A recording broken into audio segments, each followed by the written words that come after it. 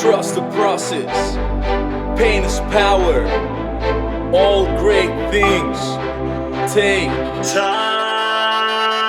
I am unbreakable.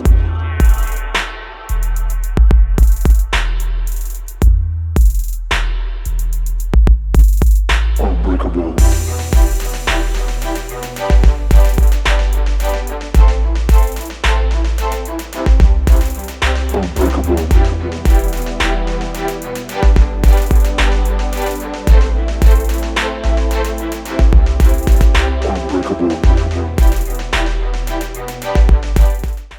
What is up, everyone? Welcome to the Unbreakables podcast, Season 2, Episode 2.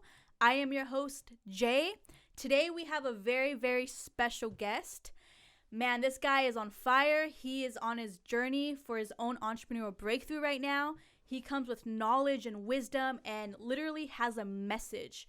So without any further ado, I like to welcome Chris Durate. Yes. Thank you for having me. So it's pretty funny because my last name, everyone mispronounces it. Did I spell it wrong? No, no. There's so many ways to say it. So for the record, if no one knows how to pronounce my last name, it's Duarte. Okay, so I must say this. Okay, I don't speak Spanish, so I don't have that role. You know what? Even if I tried, it'd be... Wait, hold on. Let me try it, guys. Durate. I can't do it. It's white as shit, dude. You know what's funny? Durate. I can't do it. I can't. Everyone, they just call me Duarte. I'm Duarte. like, man, look, at this point, just call me whatever you want to call me. You know what's crazy? I don't refer to you as Chris. Yeah. In my phone, you're under Durate. Yeah. So everybody, it's always Durate. Oh, I got Durate on tonight. So I'm like, wait, should I introduce him as Chris Durate or Durate? But I'm like, for you, man. I love it. You know, as long as you call me by my first and last name, I'm cool. And it can be anything. So for short, to make it even better, CD. We got CD. CD. We got CD Fitness up in the house, guys. Yes. Thank you. Honestly, man, I just want to say thank you so much for gracing this stage, the platform. You know, it's Absolutely. just a matter of time. I know we've got connected via Instagram, and we have a lot of mutual friends in common. And I really, really love what you're doing. I love the message, and I know we're able to connect, prior to this. And I'm telling you, man, for you being young and, having so much, knowledge and wisdom behind you and experience, I know that people are able to gravitate and take something away. So just like any other, man, let's treat this as just a natural conversation. Cool. But I really want to focus on the value that you bring. And let's focus on the mindset. Let's focus on, the adversities, the trials, the tribulations, and overcoming them. Mm-hmm. And who are you? Like, what led you here, man? Thank you. Yeah. So first things first, before I do get started with, introducing myself, my story, I want to thank the house. Absolutely, right? Unbreakables. Man. I want to thank you guys for having me as a guest. Really honored to be here because it gives me a platform where I can not only spread my message, what I do for a living, mm-hmm. who I am as a person, but it gives people hope. Whatever they're going through, whatever they're facing, whether it's adversity, whether it's, a hard time deciding what they want to do with their future life or goals, my voice can be a light to so many people. So thank you guys for, having me as a guest. I'm really honored. It's 2020. And with, starting a new year, I call it the light year, which introduces us to new things, new chapters, mm-hmm. and new beginnings, right? Mm-hmm. So, we're first week, it's on the Sunday, the first Sunday of the year. So with that being said, it's nothing but, respect and gratitude. Appreciate moving you, man. forward. Thank you so much. Yeah. I'm super honored to have you on. Thank you. And it was just a matter of time. Yeah. Good things happen at the right times. If we rush things, it's always for a reason. You never know if it was going to be, backfire, if there wasn't enough value to be provided. So, it's a fresh start. So we're here. That's Absolutely, all that matters. Man. Yeah. So if we can, man, let's just start from your childhood and to your upbringing, and then we'll slowly transition into what led you here today. Cool. Yeah. So for those of you that don't know me, I like to reintroduce myself because, a lot of times we can get lost. They're like, who's this guy, huh? So I know him. I recognize him. Yeah, I recognize him from Facebook, Instagram. So my name is Christopher Duarte. I'm currently 25 years old. Just turned 25 in November. I come from the city of Los Angeles. What? Yes, South Los Angeles, born and raised. Currently still in Los Angeles. I'm a proud father. I have 2 kids. I'm a proud partner. I do have a girlfriend, and I'm a proud business owner. Not just that, but someone that helps his community in general. So, my upbringing, like I said, I was born and raised in South Los Angeles. I actually come from a very good upbringing. I'm not going to complain and lie and say, hey, my childhood was rough. I do want to admit that even though I have had a good upbringing, I've also had my times. And when I say my times, I mentioned the challenges. Like, for example, I was always a good kid, right? I was always into doing the right things when no one's watching. I was always That's into, important. yeah, of course. So I was always into that word impact, right? I come from a family of, we're Mexican American, right? My father migrated here from Mexico when he was 3. My mother was born here in California. So I have nothing to complain about. So, with having, good parents, they basically made it easy in a sense, easier But than you what always they had them to look up to. Yes. So It's pretty funny though that you mentioned that. As I'm talking about my childhood, I never really admired my parents. I know that sounds weird. My father, yes. My mother, not. I really didn't have much to relate with her. I can get onto that in a bit, but I really admire my grandparents. I know it sounds weird, but my grandparents, along with my father, they really changed my perspective in life. And what was right? that they were able to provide you that your parents weren't? So grandparents, it would, in particular, would have to be my dad's mother, which would be my grandmother, right? She just taught me what it was to be resilient. My grandmother, up to this date, if she could, she was a blue collar worker. So she always worked, in factories. She migrated from Mexico. She came to the States with no money. I mean, that's everybody, right? That's everybody that migrates. But she came over here with all of her kids, no money, and she didn't even complain. She wasn't like, dude, I don't know what I'm going to do with my life. She made it happen. Strong work ethic, I bet, right? 100%. So while she was going through, her life crisis back in, the early 70s when my father was up and coming, she really told me how much she practiced gratitude while she was going through, adversity or, through those rough patches. And I asked her, well, what was it in gratitude that created a foundation for you? She's like, well, my kids never needed anything. Financially, we didn't have much, but they never missed a meal. And I'm sure they appreciated what they had, even if it was the little, right? Minimum. Yeah, or the minimum. So you see, like it was 5 kids living in 1 bedroom apartment. So that's, I know people always joke about that, but that's some real life shit, That's like real life struggles that, that my grandparents had to go through. With my grandma, she just really taught me that work ethic and to always believe in myself and have good faith. I will admit though, her as a parent, she didn't do such a good job with her kids. However, I feel like she got rebirth at her grandkids. That makes a lot of sense. It reminds me a lot of my grandma. Yeah. So when she instilled positive influence and, gratitude and how it changed her life, I kind of gravitated towards that, where I was like, I want this, so as a little 5-year-old, 6-year-old, whatever the case may be, I would always tell my dad, like, Dad, let me go to grandma's house. Let me sleep over. He'd be like, dude. You're always there. Yeah, you're always there. Like, she only has 2 bedrooms. Like, dude, you don't fit. And I'm like, no. Grandma will make me fit. So, the way that I would receive, my grandma's loving, it's so hilarious, going off topic, is she told me this quote, and I wish I can get it tattooed, but no, I'm not going to get it tattooed. I'm actually going to get it framed and hopefully. So no tattoos, I bet? No, I do have tattoos. No, but she said, I'm going to say it in Spanish, and then I'm going to kind of try to translate it in English. Okay. It's not going to come out perfect. She says, no me quejo, pero tengo para las tortillas, which means I don't complain, but I have enough money for tortillas. Tortillas being like the bread and butter of the house. So, everyone. You can do a lot with that. Yeah, you can do a lot with that. So it's funny because throughout my childhood, everybody, like in high school, they know me as Duarte. They're like, hey, let's go to Duarte's grandma's house. She got bean burritos. Like, because we didn't have much, but we had, you know, the You got the frijoles, the beans burritos, with yeah. with the tortillas, and that was enough. That was like my grandma's love in Yeah. a dish Yeah. that, you know, taught me to be grateful for everything in life. And, you know, fast forward, it's, you know, it's been years, right? Years, probably 15 years since, you know, I last, you know, looked at that tortilla and that plate, and I look forward and I'm like, damn, I still have this tortilla. I still have this plate. There's so much to be thankful for. And until then, you know, if I don't have nothing, then that means that, you know, That's a powerful perspective, because not many people can say that. oh, of course, you know, you know, currently going through the worst of times where, you know, we all can experience, you know, adversity or trying to find our breakthroughs. It's little things like that that remind us of the good times and how there is hope, right? Yeah, So absolutely. so yeah, but yeah, yeah, my childhood, back to that. So yeah, my positive influences was my, you know, my grandmother.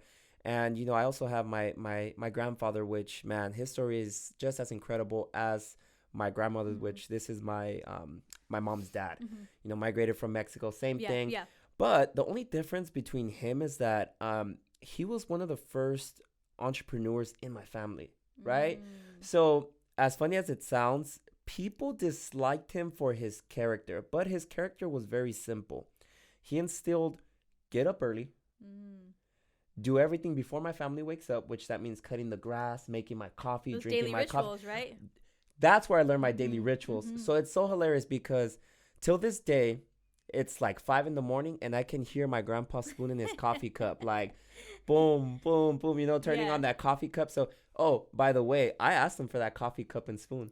He gave it to me. You still have it? I just got it. No way. That's He didn't awesome. he didn't even give that to his kids. So I say that with pride. So, you know, this little story, if people ever see me post about this coffee cup and spoon, that speaks a lot. So Dude. I'm definitely happy about that. Well, yeah. And I bet you, man, because I feel like I could relate with you on that one, especially, you know, with my grandma. She taught me my morals, my values, my ethics.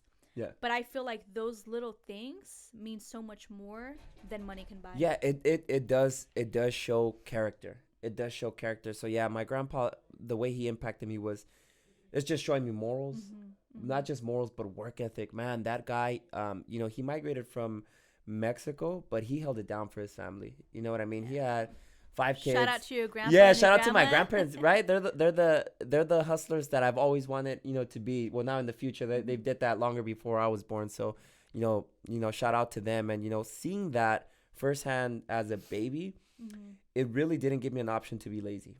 But it instilled something in you. Oh, yes, 100%. I'm really grateful for that. You know, not a lot of people have that fortune of having their grandparents present, and I did. So, you know, shout out to them for that. But yeah, as my childhood, before any of this, I think the reason why my family really appreciates me as a person was because the way I was born was it was out of luck.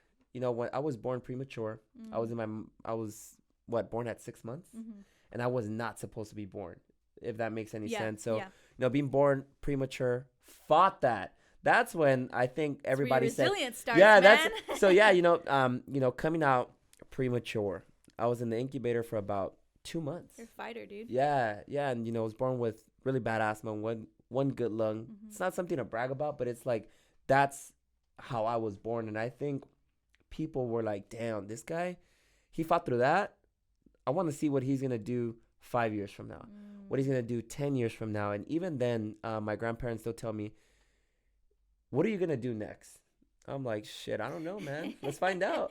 But yeah, childhood, that's just me. You know, I grew up, you know, in South Los Angeles with $1 and a dream, like my family says. I was fortunate to go to good schools. Even though I lived in Los Angeles, I always traveled for school. Okay. Did you play any sports growing up? Oh, yes. I started playing football as early as anywhere from 7 to 8. Even though doctors told me, hey, Chris, you have really bad asthma. You'll never be able to play sports at a high level, meaning running. Shit, they're surprised. Professionally, if I wanted to, if that's something that came to mind, you're not going to be allowed to play sports. So that really stood with me like, damn, man, there goes one doctor. There goes another doctor. So, yeah, I started playing sports very early on. And, you know, football, boxing is something that really taught me character. That's why, like, that's how people know me of, oh, why boxing? We'll get into that, but those are the sports that taught me how to be resilient within myself. Especially if you have asthma, if you don't know anything about asthma, it's just a lung disease where you don't get to breathe as good as other people. Right. That's just about it. Your air capacity is not as great as someone else's, but that shouldn't hold anybody back. You know, it didn't hold me back. So, you know, you got through it. Yeah, I got through it. So as a kid, those were the two sports that actually kept me on my toes and kept me away from. Kept you grounded. Yeah, kept me grounded and away from all the trouble. Because shit, who knows? Especially in what, LA? In LA? Yeah. Yeah. So what would you say your 8-year-old childhood dream was? Like, what did you want to be growing up, looking back? Well, it's pretty funny, though, because when I was 8 years, that's a powerful question. God damn, that's a really powerful question. But it's true, though, because I want to understand where your mindset was I believe then. at 8 years old, I just wanted to be able to do things that I wanted without being judged or without someone telling me something. Because though I grew up with a household full of support, there were also people that were toxic in my family that would tell me, like, hey, you shouldn't do this. The naysayers, you can't, the naysayers. So at 8 years old, I just wanted to tell myself, hey, you got this shit. Don't let anybody tell you different. Because that's something that my father always told me, like, at a very early age. Look, the reason why I'm so hard on you is because no one's going to keep you as accountable as I am. Right? So my 8 years old me would probably say, I just wanted to be the best version of myself. And do you think you understood that at that age? I believe so. And the reason for that, too, was because I was the oldest. You know, I was the oldest of two at the time. Yeah, okay. Two at the time. So it was, you know, me and my brother. So I wanted to just be a positive influence for my brother, for him to say, hey, my big brother does good things, or, you know, my big brother has my back. So that's just something that was very special to me, having that brotherhood, but just being a really good son. And I'm sure you were able to carry that on. Oh, yeah. So one of the things that that stood with me was I didn't want to be a bad kid. My parents never had to tell me, hey, don't be a bad kid or else I'm not going to, you know, give you this or this is going to happen. Yeah, I'm going to take this away. No, my mother and father always taught me gratitude at such an early age too. So, you know, they told me, look, there's other kids that don't have good parents. There's other kids that don't have this. So the fact that you have that, take advantage of it, but in a good way. Don't abuse it and, you know, be a, you know, a bad kid and do what you want. So that always actually stood with me. So it's good that you were able to appreciate, especially those words that your parents were saying. Yeah. So as far as, so aside from your grandparents, did you have any role models growing up? Did you have any mentors?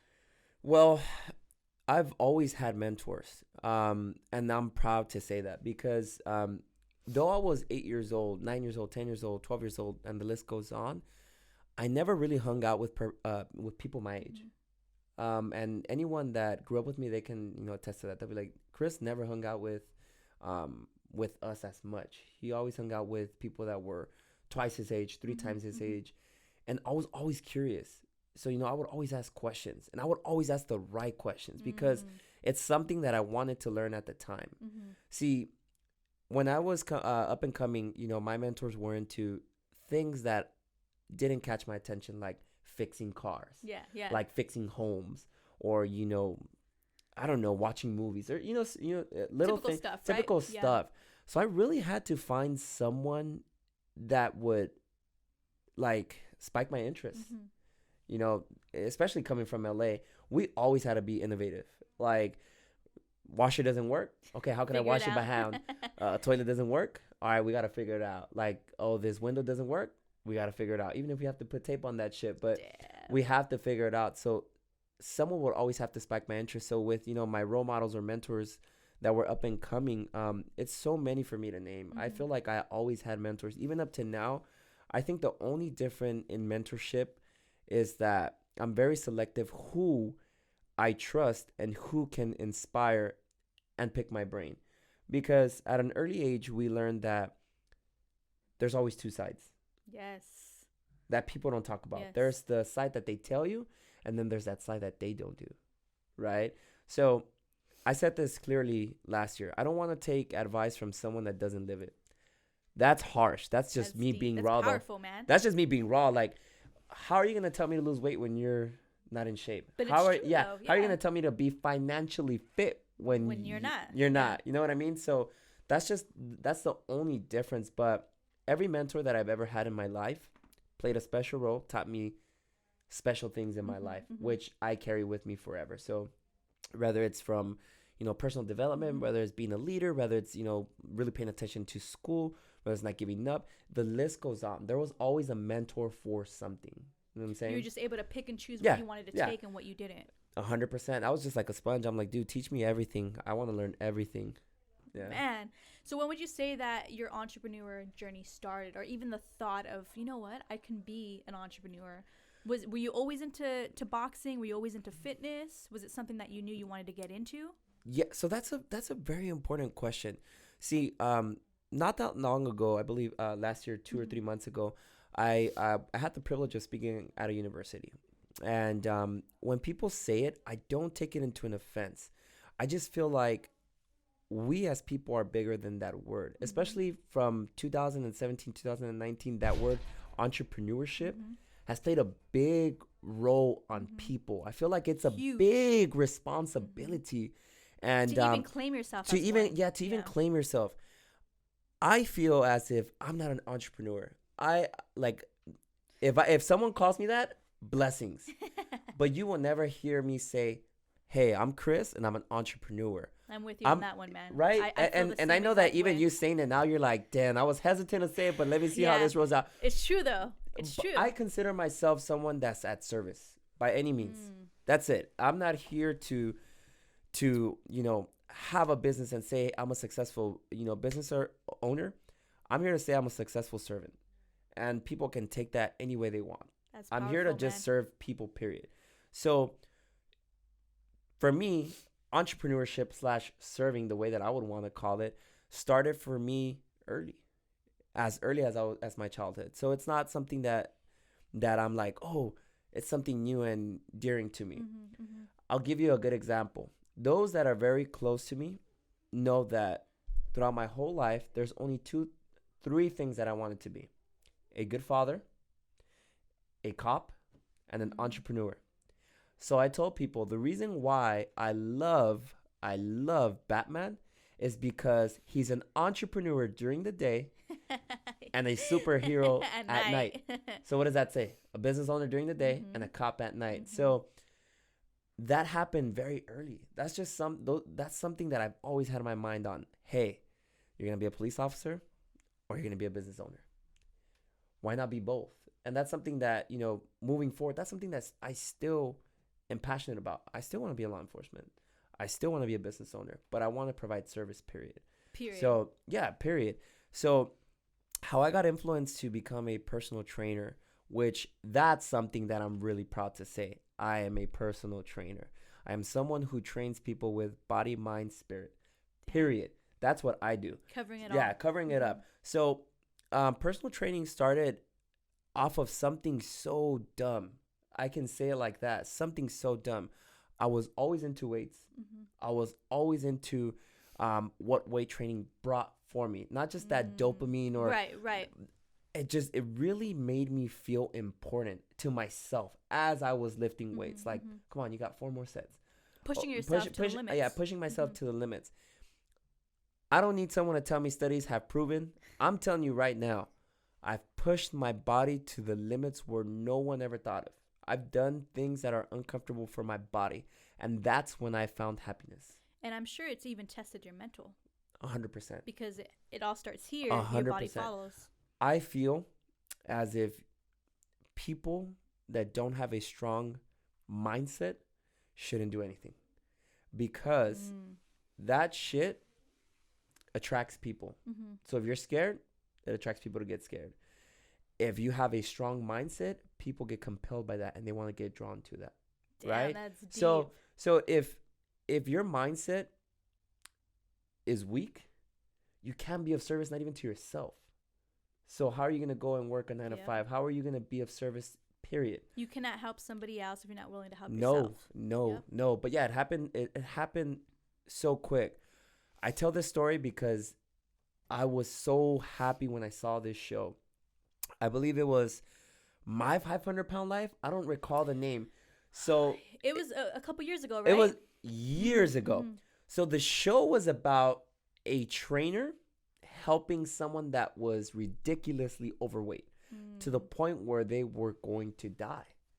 So I said, damn, this shit caught my attention because I've always wanted to be of service to someone, some way, somehow.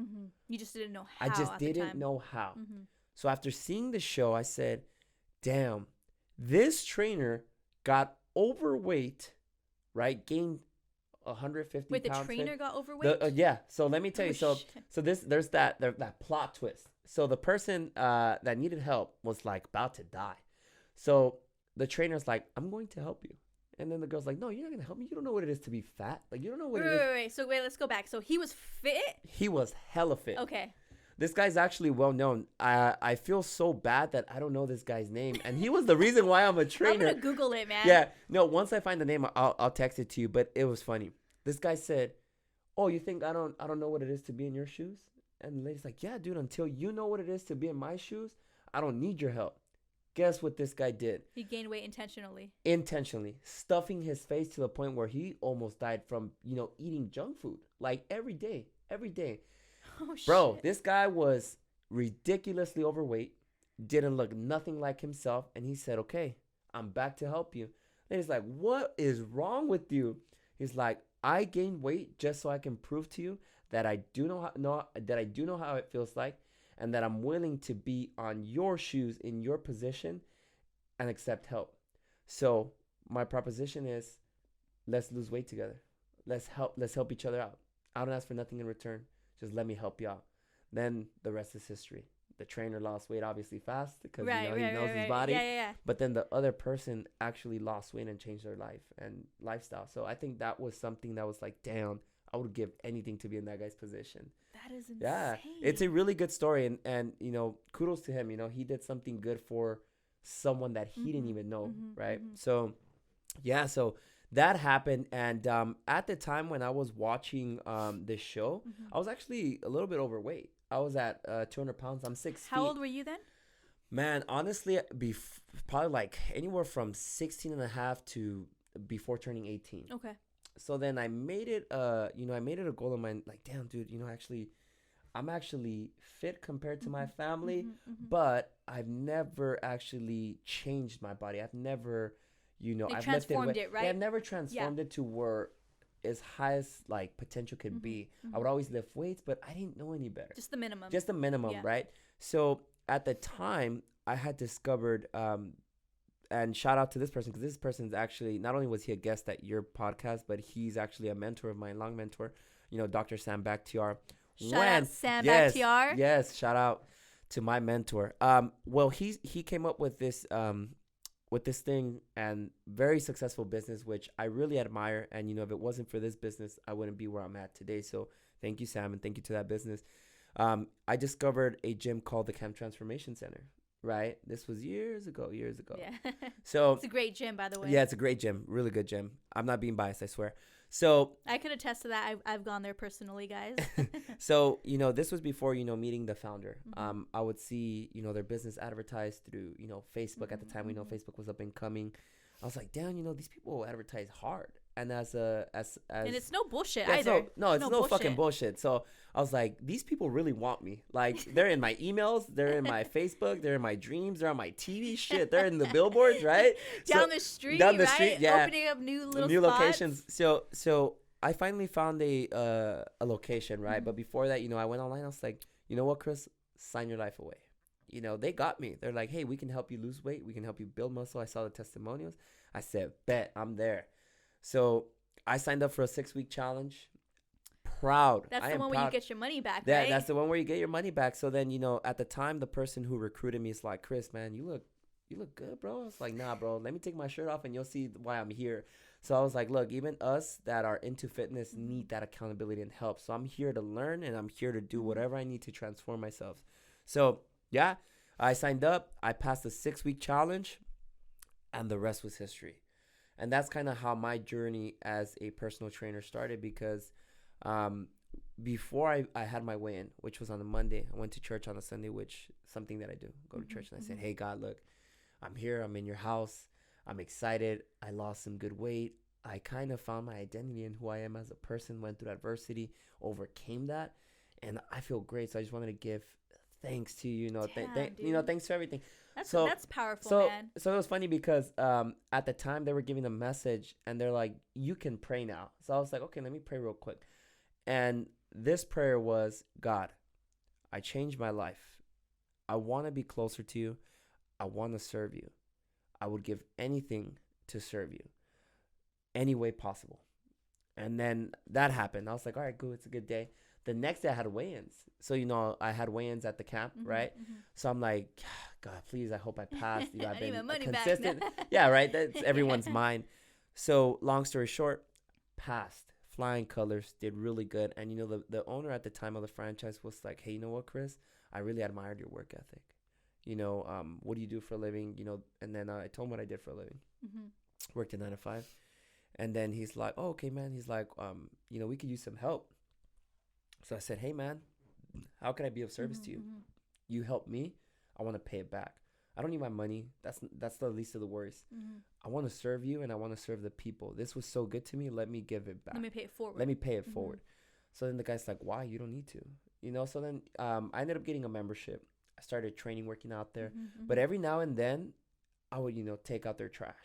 I would, clean their floors, or I would be the first one. Put in that extra work. Yeah, without anybody asking. Without anyone asking, and I would help them set up. I would help them clean up. I would help them lock up. And one of these days, the business owner's like, bro, like, what do you want?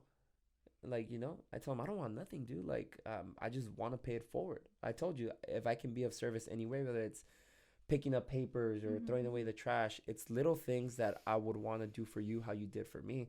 So then he's like, you know what? How about I make you a trainer? But before you can make a trainer, you have to work it from the ground up. And, that's something that I did. And, fast forward a few years, I now have my own business. But if it wasn't for me serving first, you wouldn't be able to. I wouldn't be able to be where I'm at, because the story is very long, but I'm making it shorter.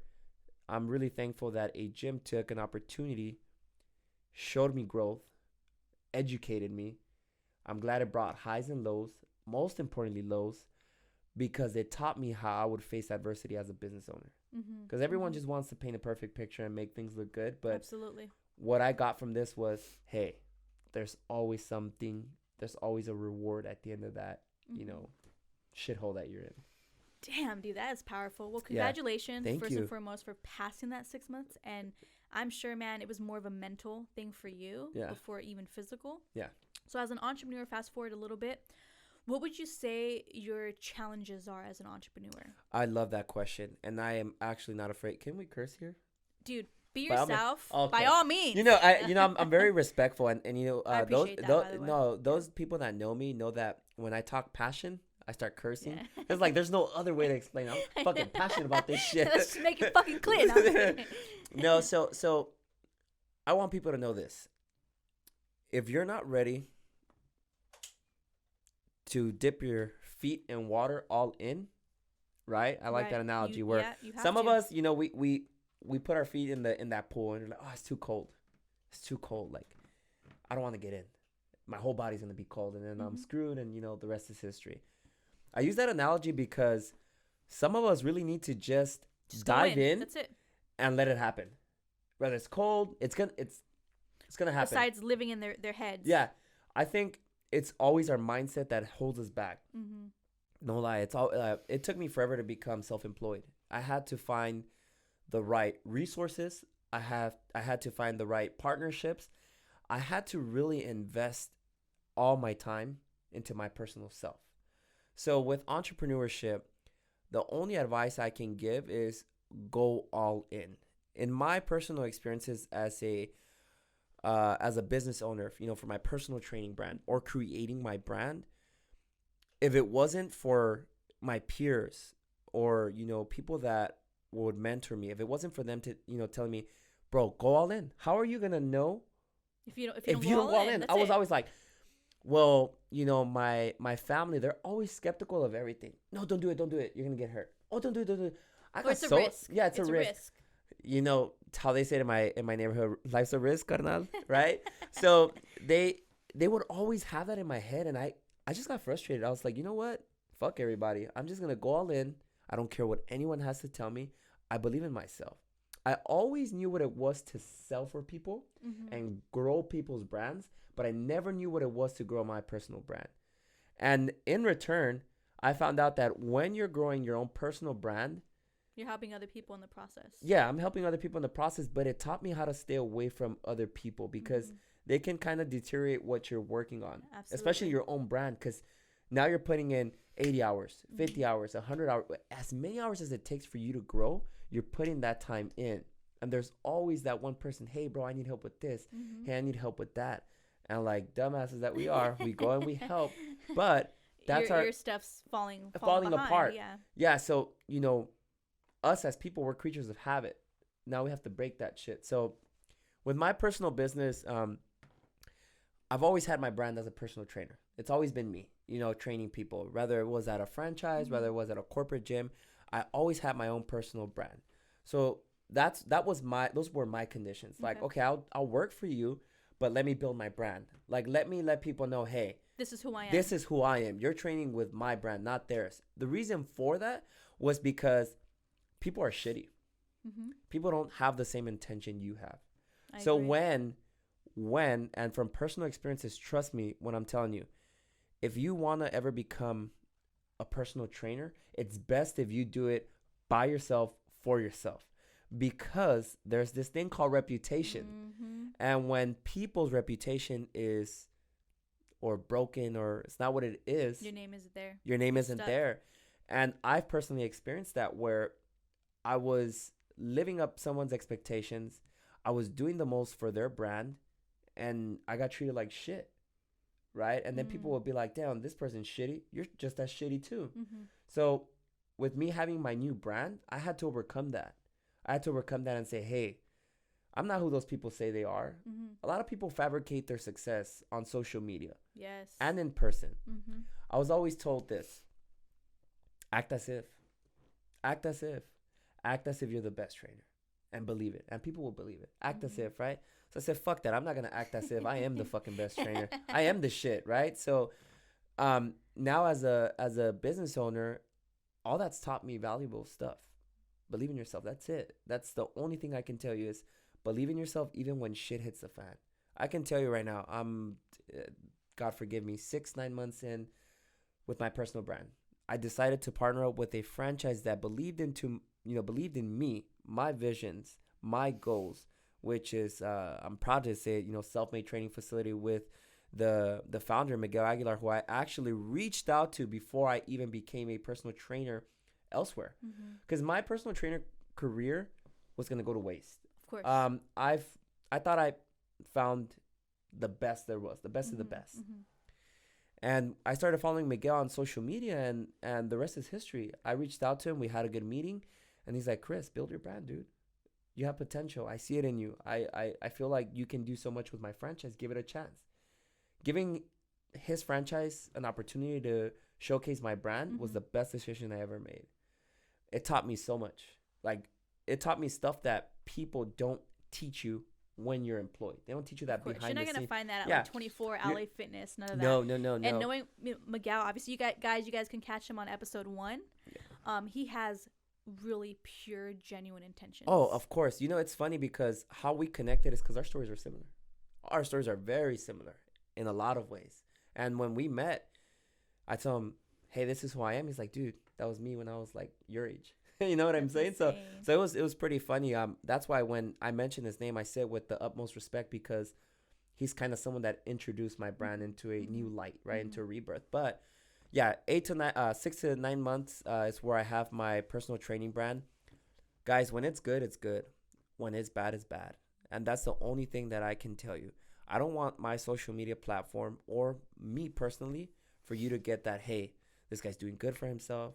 He's building great things. He has, all the materialistic things he wants, or he's doing. It's not about that, dude. I've gone fucking broke chasing my brand, and people don't say that shit. I say that shit with pride. So how have you overcome those challenges? I mean, I'm sure there have been days, especially starting your brand as an entrepreneur, where you wanted to throw in the towel. I did. So what do you say to that young entrepreneur that's in the trenches and wants to give up, what advice can you give them? If you don't go through it, you can. If you personally don't go through this adversity, you're not gonna know how to overcome things that are heavier at the time. There's other shit that's heavier, and I use that word because you can get lawsuits, you can lose your house, you can lose your car, you can lose a family member, you can lose yourself, you can get lost, you can get lost in your own brand. And believe me, I've been there. So the advice that I can give you is hold on, don't give up. I'm telling you right now, don't give up, because there is going to be a brighter day after that, stormy weather, because it's true, especially with holidays. People see personal training as it's the hot thing to be a part of. Right. Anyone can be a personal trainer. That's absolutely true. Anyone can make it. Not everyone can maintain it. Oof. You guys hear that? Yeah. Everybody can make it, but not everyone can maintain it. It's all about maintaining. I see new trainers, and I'm not bad-mouthing trainers. I'm telling you guys what to avoid, because this is an advice that someone either has too much of an ego or someone's too prideful to admit this. If you're a personal trainer, my biggest advice is be of service. Don't do it for the money. The money's going to come with its time. That's absolutely true. This is actually a really good field for you to make great money, but with time. Educate your clients. Educate them on why the partnership is important and it's going to work. Don't just sign people up to have money, right? Because that actually sucks. Like, it does. When you don't your vibe, intentions aren't pure. When you don't vibe with somebody, think about it. You lock them in for 6 weeks, 8 weeks, a month, 2 months. You have to deal with that. Yeah. It's so uncomfortable. I personally never experienced it, but I've seen, right? So make sure that the partnership is worth it. And the last one that I'm going to tell you is, being a personal trainer,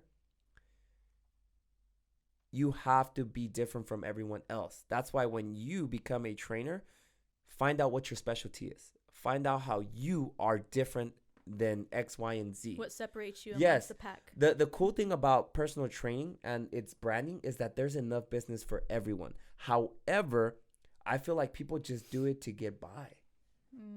That's like, to me, that's a disrespect. So do you think they're like mediocre in a way? Hell yeah. 100%.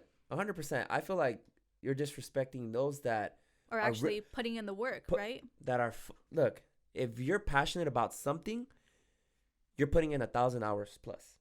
Even as an entrepreneur, guys. And people assume as an entrepreneur, I can create my own schedule, I can work less. Dude, you have to work more. Like, I can't even tell you firsthand how many hours I put on my own podcast, on my own media company. I'm so happy you brought that up.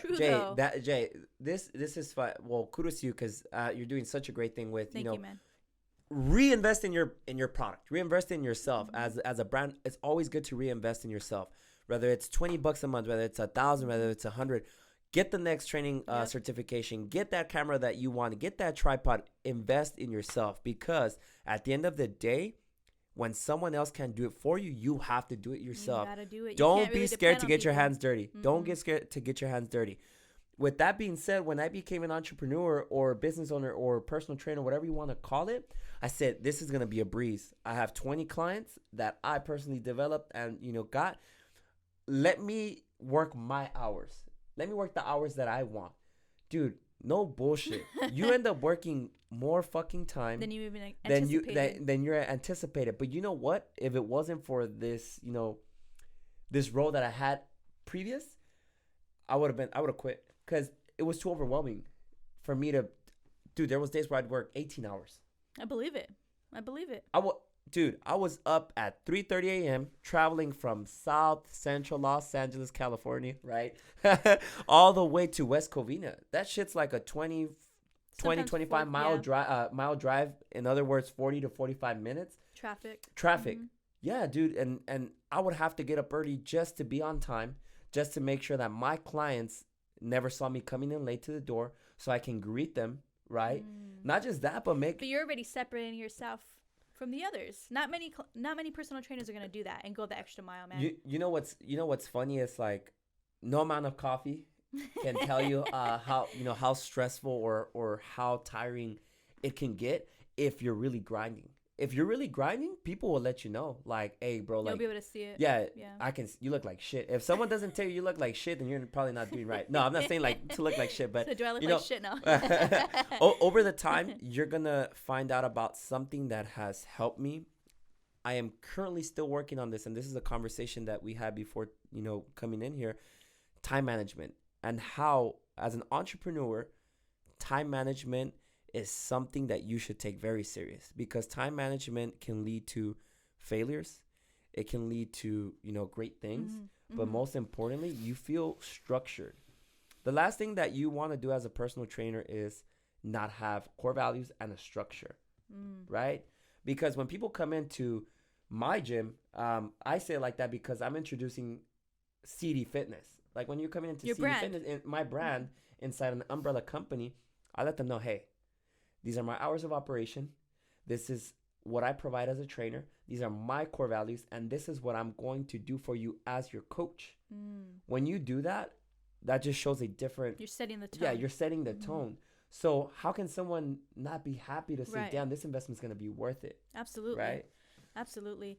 Damn, man, that's crazy. So you guys hear it first, man. Be purpose and passion driven over profit driven. Do not follow the money. Follow your purpose first, and the money will come. When you do it with the right intentions, life is going to happen. You got to be in service to other people before you try to put money into your guys' pocket. Yeah. I'm telling you firsthand. Yeah. You can be a test to that. That's insane, man. And also, dude, so I need to ask you, what drives you? Man, that's a very important question. What drives you? So what drives me is my kids. Well, it's always going to go back to my kids and my family, right? It's always going to be my kids and my family. The reason for that is because for me to be able to live comfortably, I need to make sure that my family has stability. It can be financially, it can be home, it can be shelter, it can be food. I just want to make sure that my family's stable. I never want to hear that, oh, we don't have enough for this. Right. Oh, there's not enough money for diapers. Oh, there's not enough money for, dinner. I want to make sure that my family's stable. And I consider myself a part of my, my own family, because I do have my needs. My partner does have her needs. Absolutely. My kids have their needs. And it goes back to balance. Yeah, it goes back to balance. So if they're not reaching their needs, I'm doing a horrible job. So my drive is, it's making sure that I'm able to provide, but that they never need anything, that they're never in need of something that I can't be able to provide for, because I'll feel hopeless. And, that's why every day when I wake up, I don't complain. It's more of like, it's another opportunity. Let's do it. And let's see where we can take it from here. You sit in gratitude no matter what. Yeah, whether it's well-fed or starving. So it ties into my next question. I understand that success, everybody has their own definition to success. Okay. So what does the word success mean to you? Success for me, and back to pinpointing at, if there's two words I hate moving forward, it's going to be entrepreneurship and success. I just feel like success is something that people made tangible, where they feel like, oh, I need to be successful to be important. Or you need to have the word success in your life. That title, right? So for me, success, the word personally doesn't mean anything to me. However, when I think of success, I think of achievements. I think of, the downfalls, right? I think of opportunities, curiosity. I think about a bunch of things. It's just mostly words and how success has played a role for me. So, but other than that, success for me, it's not important. I never tell my friends or family like, hey, I'm very successful. No, I'll say, hey, I have, achieved great things, but you'll never hear, hey, you're a successful guy. Because I just feel like that deviates from who I am. Because everyone wants that, I'm successful. They want that title, like you said. So, but yeah, that's what it means for me. Everyone might have a different opinion. So yeah, they're more than welcome to that. So are there any challenges and fears that you face on a daily basis? What would be maybe your top 3, and what advice can you give to overcome those? So my biggest fear in life, and this happened most recent. I think this is it for me. That like this fear is something that I can't take out no more. It's something that's like just, it's embedded in my head. What am I going to do if I die today? What's my son going to have? What's your legacy? Yeah. What are you leaving behind? Yeah, what am I leaving behind? So, like, it's crazy because I told my partner, I told my girlfriend, I was like, hey, babe, I had this dream, and maybe it was for a reason. Maybe this came to light for a reason. Mm-hmm. It was a nightmare that actually woke me up, and it's like, damn, I have to really self-reflect because this shit woke me up at a good timing. It's like, it's now or never. I think ever since that happened, my mindset hasn't been the same. It's more like, dude, you have to make sure that you're owning everything and making sure that everything's on point. The dream was, or the nightmare, whatever you want to call it, was that, long story short, I died and I didn't get to see my son grow up. Right? Yeah, for me, that was the straw. It's like, and in the dream, I'm like, please, God, don't let me die. Like, I need to see my son. So you're like awake in your dream. I was awake in my dream. Yeah, just seeing it all. Like, damn, that's what could happen if but I that waste does my something time. For you, though. Oh, it 100%. gives you like a mind shift and a perspective shift. Of course. So look, death is unpredictable. We don't know how long or how much time we have here. However, we are in control of the things that we do. We're responsible for our actions, how we act in society, in public. What we do if if we live in a sober lifestyle, or you never know, because death can come many ways, shapes, or forms. Yes. And one of the deaths that probably I feel the death happened with stress. I just feel like we're too stressed living in the past, too stressed living in the future and that we weren't present. So I think if I can take like a message, it was live in the present. Stop worrying about the future or the past, because you're living life double. You're paying rent twice. You're having to relive life when you were a kid. So it kind of gave me that perspective. So that's a powerful perspective, though. That's my number one fear. And keep in mind, I have 2 kids. I have a son who's 8 months, and then I have a daughter who's 10 years old. That's gonna be 11 years old, which for her, I feel like I was hard enough on her growing up where I shaped her to be a great leader. So like, I don't expect nothing from her. She's doing so good on her own that I taught her how to be independent at such an early age. But it's like, now I'm raising my legacy. My daughter's my legacy, but my son is someone that's gonna watch over the throne for my daughter, for my girlfriend, or for my future, kids. Whatever it is, the reason he was born was to bring new life. That was it. I feel like that was the only reason why he was born, to bring purpose, to bring new life. So yeah, that's and the advice that I can give people is really appreciate what you have in front of you. Be present. That's it. Be really present, because a lot of things with you living fast, living in the future, can lead to horrible things. Self-destruction as well. Self-destruction. I felt defeat from that firsthand. So that's the reason why I'm telling you, live in the present. It's 2020. It's a brand new year. I don't drag the past with me as I used to.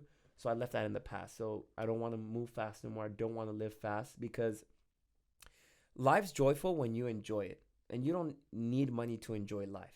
All you need is those that are present with you. Appreciate that. So that's a really good advice that I would give, that I would want people to take from this podcast. I love that, man. And like I say, you got to be intentional with everything that you do and be present. And that's something that I plan on doing more of in 2020. So I can definitely relate to you. Yeah. And thank you again for the advice. Yeah. Right. So I know last time we met, you gave me a reference to the book, The Enemy, or what is it? Ego is the Enemy. Yes. So I know you've read that book. Yes. So it's a really good book. Yes. So what are your key takeaways from that book that you can maybe touch base on? The book was really important for me at such a right time. Me learning my business, me opening my business, me creating partnerships, and not just partnerships, but with my personal relationship as well, as who I am as a father or who I am as a spouse. Ego is the enemy. The 3 key takes that I learned from, most importantly, is that there's always 2 sides to a story, right? So hear both sides. And what I mean by that is there's always your side and then the other person's side of the story. So come into an agreement, right? Learn how to be fair to other people, right? Because sometimes ego can get in the way, and that can destruct us, like you said. Absolutely. The second thing would be from ego as the enemy is how to educate the person next to you or in front of you on perspective and how to see things from a different lens, right? Because it's always about lens, having a good lens, having a good vision, and seeing things in ways you never thought of, right? So, ego's more than a word. It's like a way of life. And then the last one too would be being impeccable with your partnerships, making sure that you're putting up your part no matter what. So regardless if they give you 50% or 25%, always give 100%, because that's kind of what's going to separate you from the person that's in front of you, behind you, or next to you. As long as you give that 100%, whether it's work ethic, whether it's love, whether it's compassion, empathy, whatever it is, as long as you do your part, you will always feel full and grateful. If it makes sense. So the book really talks about that. So I mean, if it's a really good read it's a really good book that's really changed my mind. So I mean, go and grab that. I mean, something you should do. Awesome, man. So we are in 2020, and I'm gonna just set the tone now. Okay. And I'm gonna hold you accountable. Okay. So what do you intend to do for 2020? What are your goals? Like what do you want to do? So it's pretty funny. I have goals for every category, but to make it simple is, I'm 25 years old. I'm not getting any younger. When I was 21, 22, 23, I was like, damn, I'm very young. But here's the thing. Yes, I might be 25 years old, but my mindset, it's not of a 25-year-old. It's more of like, I feel like I'm more of a 40-year-old going to 50 in my head, right? So one of my goals... Old soul, yeah, right? Old soul shit, dude. One of my goals this year is, I mean, I can tell you so many, but, it's be present. That's like the most important one, because it really shaped me this year. Have positive influence in everything that I do. Influence, because look, nowadays we have YouTube, we have social media. Yeah, social media. We have TV. I want to influence you to become the best version of yourself. That's the only thing that I want to do with me. I don't want to sell you a package. I don't want to sell you an ebook. I don't want to sell you personal training sessions. I just want to influence you to be the best version of yourself. Stay accountable with myself. There's a lot that I want to accomplish at 25. And on the top of the list is to be, a better spouse. Hopefully, give 110%. Absolutely. I was giving the bare minimum. Now I want to give 110%, because people do deserve 110% or 100%, whatever you want to call it. Be a great father. Fatherhood for me, I know you might see me on social media, post my son, my daughter, but being a father is the best fucking feeling there is. And I say with pride, I don't do it to, so people can, be like, oh, this guy's trying to sell packages, or this guy's, trying to make people feel sympathy for him. Connection, right? Fuck no. I love being a father because I had such a good father growing up that I want to relive his legacy, and I want to give that to my kids, that no matter what you go in life, being a father is always the best thing at the end of the day. You can have the shittiest day possible, but when you look at your own seed, and until you have your own seed, you're going to be able to relate with me. It brings purpose. And really appreciate it. You really appreciate everything, yeah. And I want to open my own fucking gym, dude. Fuck that, man. That's my goal. That's 25. That's that. I want to open my own gym. Yeah. Fitness? CD Fitness, whether if it's a franchise, whether it's a boxing gym. I'm here to own my fucking shit. I was playing it safe. It's not taking safe. A risk, man. Yeah. Going all in. I'm going all in. And whoever's in my way, get the fuck out. Because either you're with me or you're with me. That's the only way it's gonna happen. He's coming. I'm coming. And if you want to join this journey, by all means. If you need help in anything, I'm here to fucking help you, bro. I'm not here to shy you off. I don't need nothing in return. My return on my investments is when you actually do shit. That's it. I don't show up. Nothing. Yeah, just show up. Yeah. Show up and show up. That's it. Yeah. Damn, man. I'm stoked, dude, for 2020. Yeah. I know you're going to do big things. Like I told Thank you, you. even just communicating with you, meeting you via Instagram, to meeting you in person and just having our conversations. Like I know you mean well, and you really do have a old soul, and I know you're going to do amazing things. And like I said, I'm all in with you for, future collaborations, any way that I'm able to help you. And dude, like, so what is next as far as, okay, so you did mention you want to open up your gym. Yes. You know, obviously be more present. Yes. But as far as like for, let's just say anybody wants to get in contact with you or they need personal training, how can they do that? So I love that you asked that question. I hate to make something so simple be so long. And again, one of my goals to apart, to add to that was there's not enough help in this world. Right? I feel like everyone's too busy trying to, portray something on social media or in person that they don't really help people that need that help. So if you want to reach out to me, whether it's for personal training or it's something that you need help in, reach out to me. I mean, you can, my Instagram is Duarte Chris 24. It's soon to change. I mean, right now I do have some things in the works. I have things behind the scenes with my social media, kind of have, help. I did let ego get in the way where I was like, I'll do it myself, But the reason why I did it Practice myself. what you preach. The reason why I did it for myself is because if it doesn't work, then I'm a student. Hey, let me seek for help. Trial and error, Yeah, man. trial and error. So now that I do have the help, I want to be able to not just impact, but have the right resources for people. So so if you want to message me because you either need help, discovering who you are as a person, or if you do want to take your fitness level, elsewhere up a notch or whatever it is, I would love to help. I'm just here to educate. Whatever I learned, I want to pay it forward, and that's simple. It's not about, hey, I'm gonna train you. I'm gonna make you look good. Yes, that's a plus. It's a plus. That's a plus. Yeah. But when I advertise my personal training is, let's grow your body, mind, soul. And if I can help you do that, then the partnership is right. Yeah, I'm very picky on who I bring on board. As crazy as it sounds, or as desperate as I sounded on social media that, hey, I want to help people. It is true. I do want to help people, but you got to make sure they align with your morals. 100%. So when I say that, that means that I'm in desperate help for fulfillment. I want to help the shit out of people, and if you don't want to help them, I can't help you. But yeah, that's pretty much it. Man, I appreciate you. I Thank really you. I do. appreciate you. What's the last piece of advice that you can give our audience? The best piece of advice. The best piece of advice, as I was, sorry, my mouth was a little slurred. A little dry there. Yeah, a little dry there, right? When now we're going. No, I'm just kidding. The best piece of advice that I can give is don't be afraid of growth. Growth is a very scary thing. Growth can be a lot of things. The thing that I'm really good at, besides, being a positive person or having a platform to inspire people, is having the power to create partnerships with people.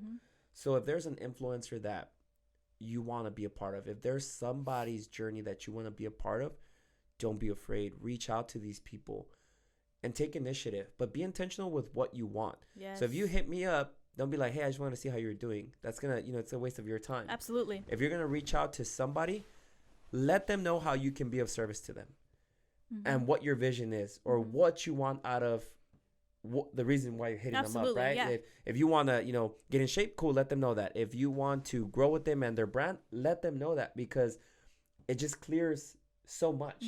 Because nowadays, all the small stuff, we don't know what people's intentions are. Me, I'll ask, because if someone needs something, I'm gonna ask, hey, how can I service you? But that's just me. Not everyone is gonna take that time to say, hey, how can I help you, right? So just ask. If you need the help, don't be afraid to ask. If you want to change, or if you want something, just let people know what you want. That's it. And I know that's hard, especially it is hard. being It's able to be fucking hard. vulnerable. Yeah, like, it ego. is really hard. Ego. You guys gotta lose the ego, man. Yeah. Lose it. Thank you again, Chris. Thank you so much. I really appreciate you. And man, I am excited for the future. Like I said, collaborations, partnerships, friendships, and just being able to be in service to other people. Yeah. And again, dude, man, I am just honored. I'm excited for 2020. Thank you. And like I said, you guys can find the Unbreakables on Instagram, Facebook, YouTube at the Unbreakables Podcast. And you can find us on all streaming platforms. If Chris's message resonated with any of you guys, like it, comment, share it with somebody in need. And like I said, you guys need any fitness need, anything on mindset, discipline, contact him directly, and he will be more than happy to help you guys. And again, thank you guys, and stay tuned for episode 2. Yes. So Chris, like I said, This is Deep Dive with Jay. Oh, I'm that's not awesome. asking you. The deck is asking you. So if you can, choose 2 questions, and then you can read obviously one by one and answer them accordingly. Okay, cool. Okay? So you want me to choose a Yeah. card and then okay. Well, let me see. I'm gonna do it. Okay, that's one, right? Okay, let me see. I have good hope with this one. Okay. All right. What do you got? Oh wow, that's awesome actually. So do you want me to read one by one or Yeah, can I read both? Or? Whatever you want, man. Okay. So one of the questions is what possibilities are you creating today, which is actually really good. What do you want that you are not allowing yourself to have? God, that's so important. What are you resisting? Oh my God. Okay. So what possibilities are you creating today? So present, currently speaking, the possibilities that I'm creating is just for a bigger platform. A platform for my audience and for other people's platforms, whether it's a podcast or whether it's me collaborating with someone, is just creating that partnership role where it's actually something that can help your brand grow, not just yours but the people person that around you're you. working Yeah. with. So honestly, it's just the partnerships, making sure that I'm influencing as many people, and that so are my guests or peers, right? Because I want to be able to help them just as much as I help myself. So in other words, be more intentional with your partnerships and your collaborations. 100%. I'm all about partnerships, so that's something very important. And then now with what do you want that you are not allowing yourself to have? That is very deep. I think I'd be vulnerable enough to say self-love. I'm very hard on myself, so I do love myself. Don't get me wrong. I do think the best of me. However, the best is yet to come, and I feel like It takes a lot for you to say, man. yeah, of course, Anybody. yeah. So I feel like my flaws have made me a very I'm not insecure about myself, but I do hold myself back a lot from wanting to go to the next level. I feel like it's not time yet, and I feel like timing has been an issue for me. So learning to love myself more so I can impact my partner, my kids, or other people more. So I feel like it's self-love and timing, making sure that I fight that perfection that I'm seeking. When You think it's that inner voice? I believe it is. I believe it is because the other day I was supposed to start, and this is so off topic, I was supposed to start my diet on January 1st. I mean, right?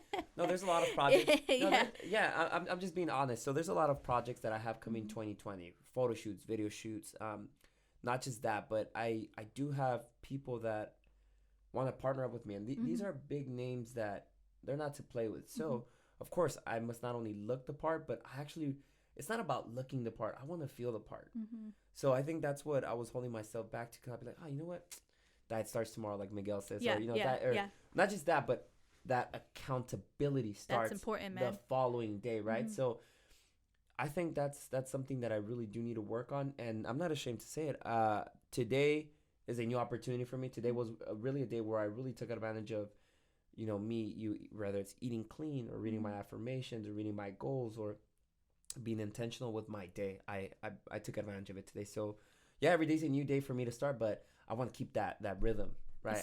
I'm telling you, man, you got to go back to those small, little, but daily rituals. Yeah, absolutely. That shit fucking helps. It really does. Yeah. Write it down. Go back to them. Like I said, discipline over motivation, you know what? man. I feel like there's so many books on, how to write your goals, how to read your goals, how to be intentional with your goals, how to actually do them.